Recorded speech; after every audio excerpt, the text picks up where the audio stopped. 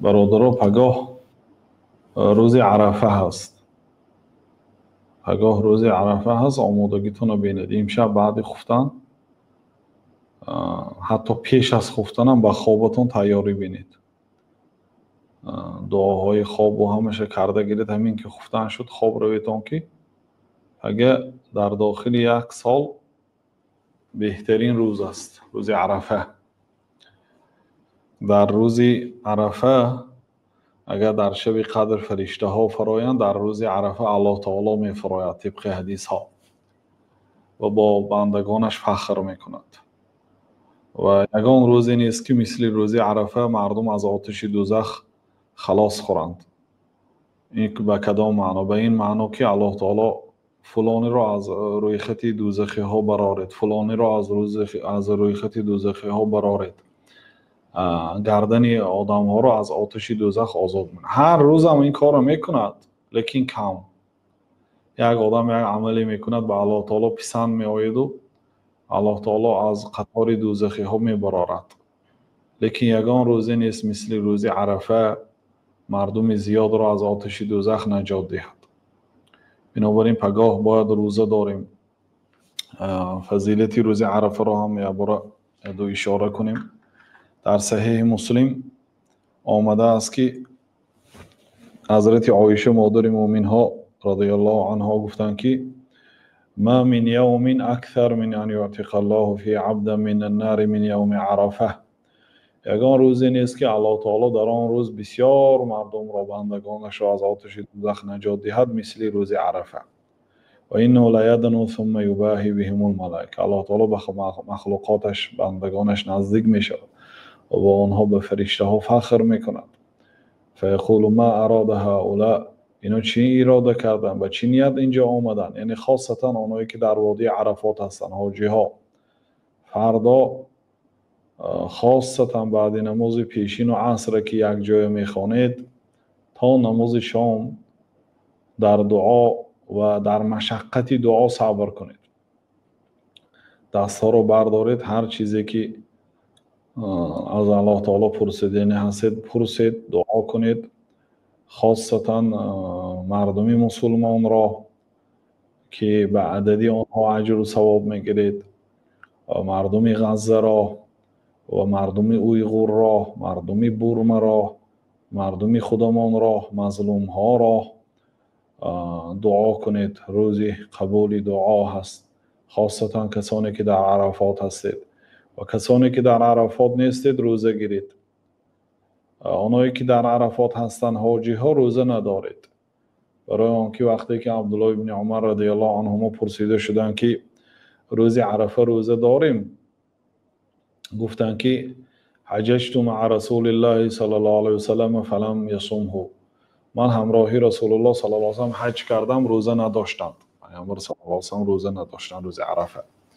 حججت مع ابی بکر فلم یصمه. همراهی ابوبکر حج کردم، روز عرفه در حج روزه نداشت. و حججت مع عمر فلم یصمه. همراهی عمر حج کردم، روزه نداشت. همراهی عثمان حج کردم، روزه نداشت. فانا لا اصومه. منم روزه نمیدارم. گفتم عبدالله ابن عمر، یعنی روز عرفه روزه نمیدارم. ولا امر بصیامه. به روزه داشتن روز عرفه به حاجی ها امر نمیکنم. ولا عنه نهیم نمیکنم. یکی رفت یا کس روزه دارد ندارم نمیگم. لیکن اینا دانید که پیامبر صلی الله علیه و سلم در عرفات روزه نداشتن، دعا میکردن دستاشون بلند. همین مردم شبهه کردن که همین پیامبر صلی الله علیه و سلم روزه دار باشه یا نه. بعد وقتی که یک قدح شیر داده شدن، یا پیاله شیر داده شدن، پیامبر صلی الله علیه و سلم شیر رو نوشیدن، دادند و دعا رو دوام دادن. این دلالت میکنه که روزه نداشتن. بنابراین حاجی ها روزه ندارید. اما اونهایی که حج نکردید، حدیث مسلم هست اینم از ابو قتاده الله تعالی راضی شود گفتند که پیامبر علیه الصلاة والسلام گفتند که صیام یوم عرفه احتسب علی الله ان یکفر السنه التي قبله و السنه التي بعده. روزه عرفه روزه هست که من از الله تعالی امید میکنم که گناه یک سال پیش و یک سال بعد را عفو کند.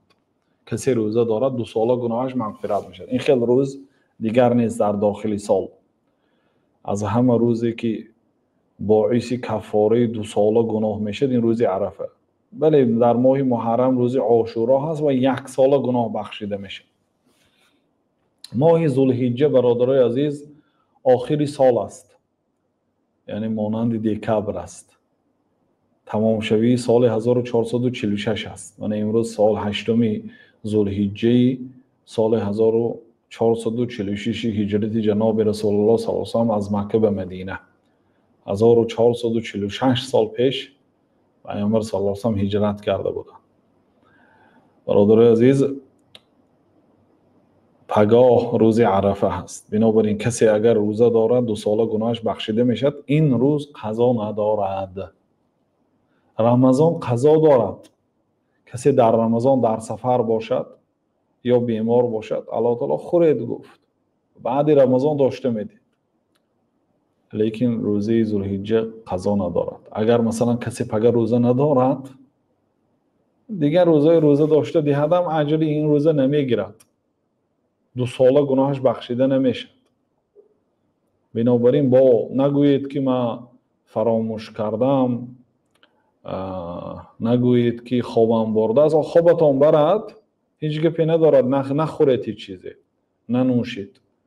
برادرایی که مثلا در اینستاگرام و در دیگر کانال ها فعال هستید همین مقطع برید حاضر نشر کنید در گروه هاتون و خویش و تبار یار و دوستا تا اینکه پگاه همه روزه دارند و این روز 1 روز است در داخل 1 سال که سبب بخشیده شدن 2 ساله گناه میشه. این روزه باید غنیمت دانیم و این چنین پگاه بسیار آدم ها از آتش دوزخ آزاد میشه. الله تعالی رحم میکنه ما را از جمله آنها گرداند. بنابراین پگاه روزی دعا هست. خیر الدعاء یوم عرفه، بهترین روز دعای روز عرفه است. از همه دعای بهترین دعایی که بنده در روز عرفات میکنه، در روز عرفه میکنه پگاه، حتی قبول شویش از شب قدر دیده بالاتر است. چون که در کتاب‌های دعاها هم میارن که در کدام وقتها دعا تیزتر اجابت میشد. 1 روز عرفه را نوشته کرد، 2 شب قدر. شب قدر دریافتنش مشکل است، باید 10 شب زنده داری کنید. یکی همون 10 شب قدر است، نمیدونید که کدامش، اما روز عرفه معلوم است. پگاه روز عرفه هست.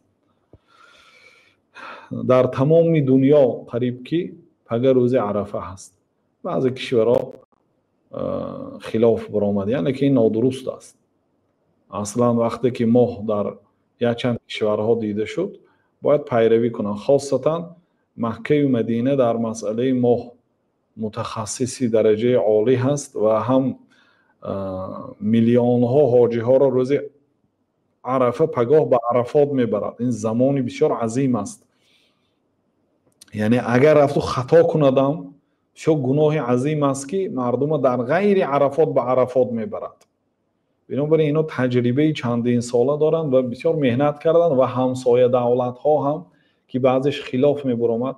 2 عید در بعض همسایه دولت های عربستان، 2 عید، عید رمضان گذشته، عید قربانی گذشته با عربستان خلاف داشت، لیکن این سال همش روز جمعه را اعلان کرد. یعنی بسیار عمیق است. من تاجیکستان هم روز جمعه رو روز عید اعلان کرد و روز عرفه روز پنجشنبه است، یعنی پگاه روز عرفه است. بنابراین برادران عزیز از این روز آمادگی خویش پگاه عرفات بینید. پگاه روز دعا هست. بهترین دعایی که بنده در روز عرفات میکند، در روز عرفه، خاصتا در وادی عرفات. کسانی که در عرفات نیستن ما روزه میداریم و دعا میکنیم و بهترین دعای روز عرفه هست. یعنی یگان روز دعا مثل روز عرفه فایده‌ناک نیست. این چنین بهترین دعایی که من و پیشین پیغمبرها کردند لا اله الا الله وحده لا شریک له له الملك و له الحمد و هو علی کل شیء قدیر گفتم. پگاه انشاءالله برنامه میکنیم. احتمال است که مثلا 30 دقیقه 40 دقیقه صحبت میکنیم. برنامه می ایستد همین خیل. ذکر میکنیم، دعا میکنیم، عبادت میکنیم، با یک به یگان ساعت باب دوام میدهیم تا اینکه برادرای عزیز پگاه روزی خواب نیست. پگاه روزی اگر رفت و یگان آدم کاری ضرور داشته باشد، کاری که مثلا رانندگی، کاری دهقانی باشد، اونا میتونن دعا کرده روان کارشون کنن. لا اله الا الله وحده لا شریک له له الملک و له الحمد و هو علی کل شیء قدیر دعای پگاه با شرح میدیم و در دیگر صحبت‌هامون هم شرح دادگی هستیم. یعنی بهترین دعا همین است: لا اله الا الله وحده لا شریک له له الملک و له الحمد و هو علی کل شیء قدیر. لیکن با میتونید در بینش به زبان تاجیکی هر چیزی که از الله تعالی درخواست دارید پرسید برادرها. یعنی میتونید تقدیر یک سالتون، تقدیر عمرتون حل کنید پگاه. بنابراین برادرای آگاه کنید، خواهرای آگاه کنید، خویشتبار یار و دوستای آگاه کنید. پگاه غنیمت داره، موسم است. یعنی پگاه گویا که سودا کرد، کسی بسیار سودا کرد تا آخری سال میرسد. هم روزه دارید، هم دعا کنید، خاصتا بعد نماز پیشین تا نماز شام. پیامبر صلی الله علیه و سلم دستشون نفرآورده دعا کردن، دست برداشتن دعا کردن. یخ